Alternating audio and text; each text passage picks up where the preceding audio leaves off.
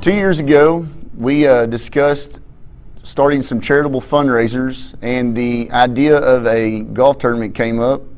We decided to go forward with that, and we started our golf tournament last year.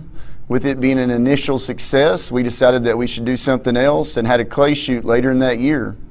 This year, we've stayed through with those things, and we had a golf tournament early on this year, and we're set to have our second clay shoot. This golf tournament that we've started and our skeet shoot came about 2 years ago.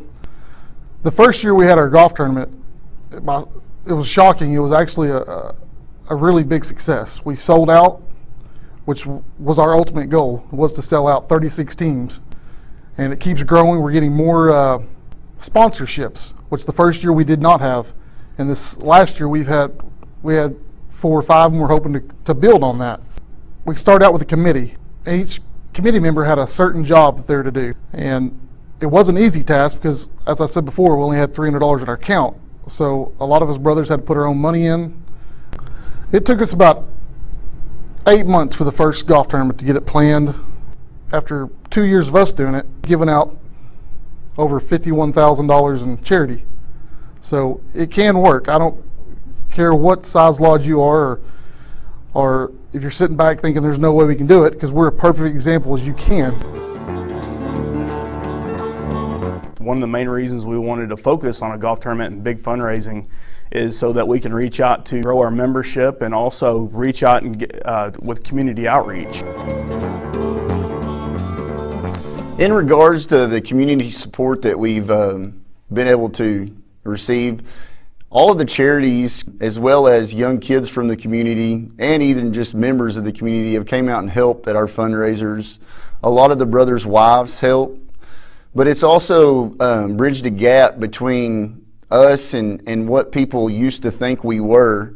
Now we get phone calls to participate in all of the local charity organizations. The community calls us out when they have the Longhorn Days here in town, and we found ourselves basically in the limelight to where we're thought of anytime somebody thinks of a charitable organization.